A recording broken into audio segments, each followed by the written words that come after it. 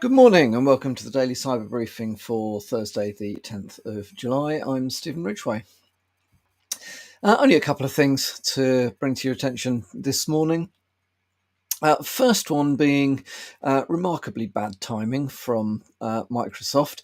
Windows Server Update Services, WSUS Sync, is broken.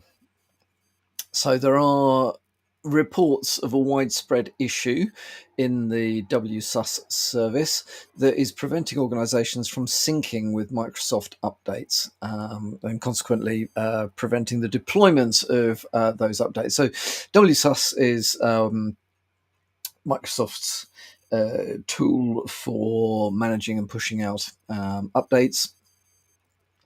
It is the kind of the corporate version of just allowing your machines to update themselves. So it provides some control to administrators around what gets deployed and when it gets deployed and so on and so forth. However, it relies on being able to synchronize with Microsoft itself around what updates should be available. So the concept is it reaches out, looks for updates, pulls down those updates and kind of builds the repository of things that can get updated, and then controls how those updates are then being deployed onto Windows servers. So I'm sure pretty much everybody who listens to this podcast is well aware of what WSUS does, but there we go. That's a very brief overview. Of course, if it isn't syncing, you're not getting the updates that you are expecting to get.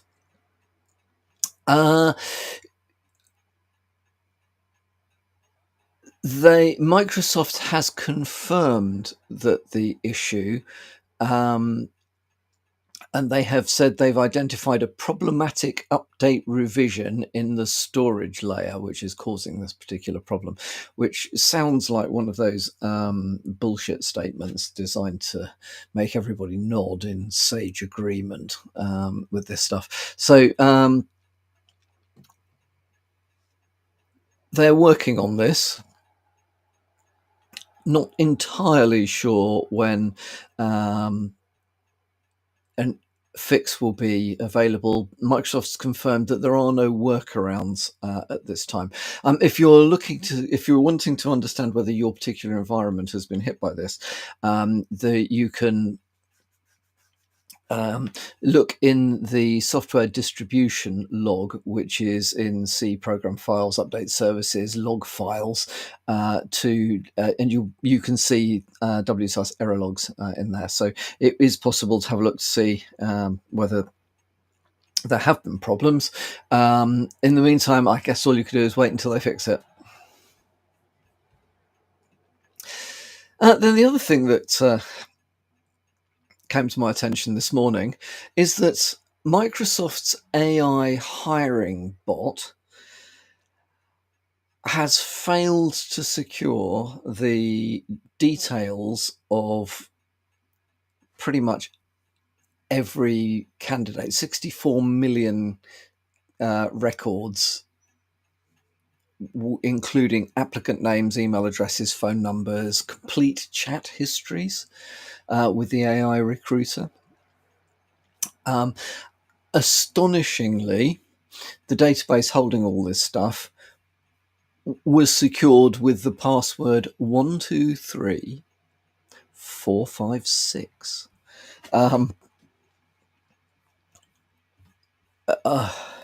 Where do we even begin? So, firstly, if you've ever pretty much applied to get a job at McDonald's, be aware that all the details you shared with McDonald's and the conversations you've had with, if it was recently with their chatbot, have all been stored in this way, and I'm pretty certain will now have been leaked because, right. What can we take away from this? Firstly,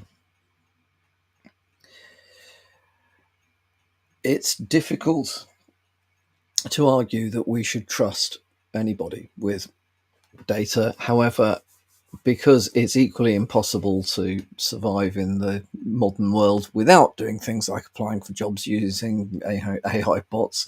Um, think carefully about your own personal risk appetite, and maybe consider proactively putting in place some identity theft protections. The major credit agencies offer identity theft protection. You can sometimes get identity theft protection insurance, these sorts of things. So have a think about what you can do, bearing in mind that there's very little, if anything, that you can do about adjusting the likelihood of your data being caught up in a breach due to somebody else's stupidity.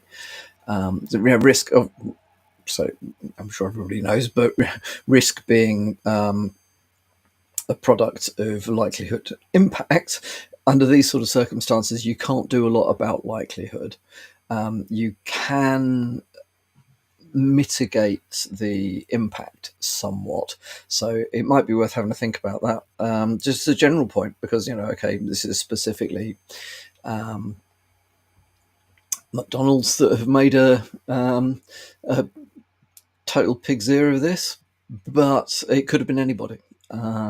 So wherever your data is held, I think the assumption has got to be it will not be held securely, and you should be thinking about, if this piece of data that I'm giving these people does leak, what would I do about it?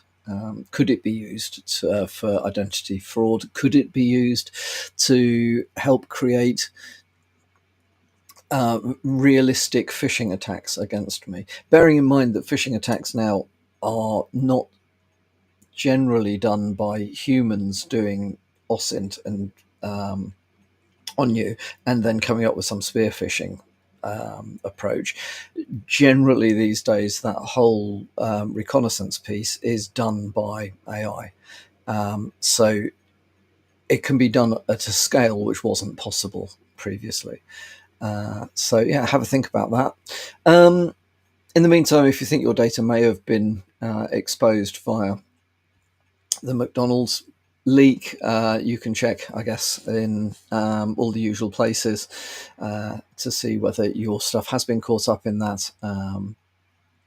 If you think that your data may have been in that database, it is definitely worthwhile keeping an eye out for attempts at identity theft, any financial, the usual financial fraud that may come off the back of these sorts of things.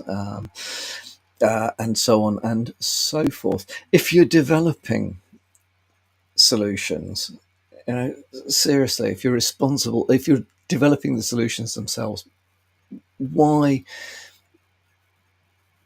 would you use an utterly crap password, even as part of the dev process? Use something which is at least has a modicum of strength to it. And if you are part of the controls and balances before a production release, really, if you're not checking for the existence of trivial passwords, there's something fundamentally wrong with the processes that you're using, and you need to have a think about that. All right, that's all from me for today.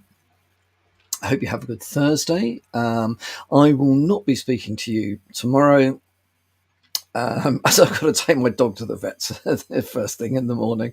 I am hoping that we will get Rich back to do the briefing tomorrow morning. If we can't, I will definitely be speaking to you on Monday. If we can, it'll be Rich tomorrow and me again on Monday.